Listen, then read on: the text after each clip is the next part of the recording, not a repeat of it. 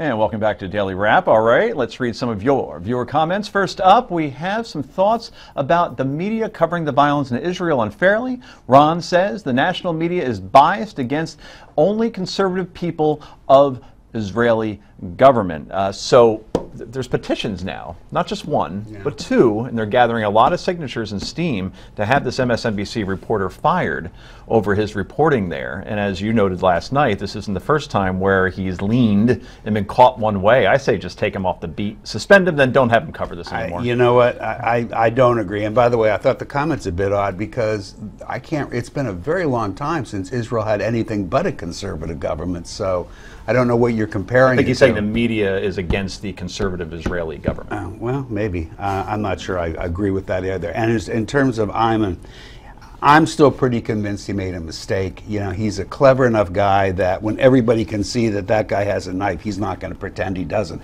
He knows that he's got a cameraman there shooting it. I think he made a mistake. I think everybody's going over the top on this. You guys heard about the story at all, or care to even comment on it? In passing, I don't really have much of an opinion. I don't want to put... I like that kind of honesty. Okay, Rick, you take the next comment. All right, we also have a comment on Donald Trump. You guys have an opinion on that. Saying President George W. Bush didn't keep the USA from terrorism.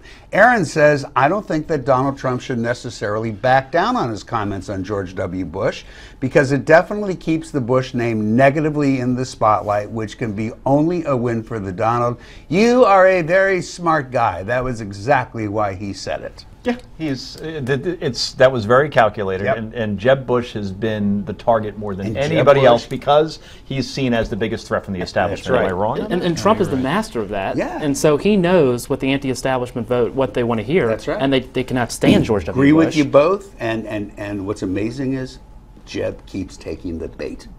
Yeah, and we have to be thankful for Donald Trump as conservatives because he may not be conservative, but he is the sole reason that Jeb Bush is down at 4, 5, 6, 7, 8%. He has been relentless. You're not supposed to talk that way. You're working on the Carson campaign. Yeah, the enemy of your enemy is your friend. Yeah, I mean, come on. Anything to blow up the establishment, I'm with. Burn it down. Let's burn it down. You kids. All right, well, regarding the Muslim refugees, Alvin says Christians are being killed in every sadistic way Muslims can think of, and you want to let these people into the United States as refugees. Okay, so just to get you guys up to speed, we have shown documentation video of refugees just being dropped into communities around the country, and apparently some folks in those communities have a problem with it. Your thoughts? Well, this is why everyone's so upset with the Republicans because they don't do anything about it. What would you have basically to do? Bringing terrorists into the United States, and it's like, oh, let's head back to Ohio and go golfing. Based on what do you say we are bringing terrorists to the United States? Well, is every Muslim a terrorist? No. And is every Muslim refugee a terrorist? No. And do you know for a fact that even one of them is? Well, ISIS has said that they are going to take advantage of our immigration laws to bring sleeper cells into the United States. They say a lot of things, as all terrorist groups do. It doesn't necessarily mean that they're going to be able to get away with it. They don't even know which people will be picked to be the ones brought over to the United States. How can they know that? Okay, so we've seen the Islamic infiltration of Europe. Yes. And that is creating huge issues and tensions and leading to a rise in terrorist attacks.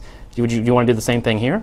I want to give refugees who have families that have lost their home, been bombed out of it, I want to extend a hand to give them help because they need help. What are they going to do? You're going to let them lay there and die? You have a real PR problem when you have these hulking giant refugees that look like they're eating 8,000 calories a day. You have a huge PR problem. And Except that you can count on less than one hand the number who say, I've been through it, I've watched the same things you have. Yes, there have been some examples of that, but by and large, we're seeing real refugees. Now, if the hulking guy scares you, don't let him in.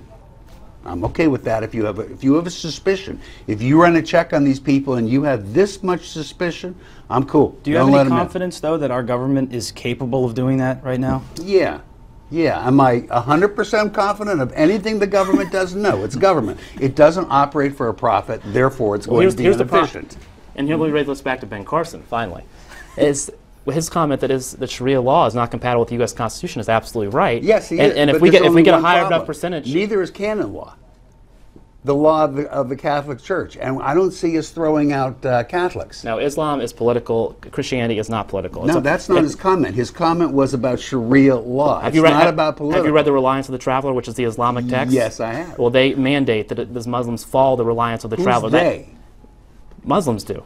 All Muslims? That is the authoritative Islamic law. I'm going to put you on a radio show with Dean Obadiah, a Muslim, and tell me if you can come after that and get to say one more all comment. Muslims. Of course, we have some comments on Vice President Joe Biden. Gary says Hillary Clinton is one happy lady tonight. Shots. Yes, but in all reality, Joe Biden is old and a very poor campaigner. I don't think he had a chance anyway, and I think we're kind of all in agreement on that one. Attention. He may be a little old, but he's an awesome campaigner. Okay, well, remember, if you want to weigh in on any of the issues we talk about here in the show, be sure to go to newsmaxtv.com/comments. Let us know what you think. Keep the expletives about Rick to a minimum. Up next, it's time for Yay or Nay.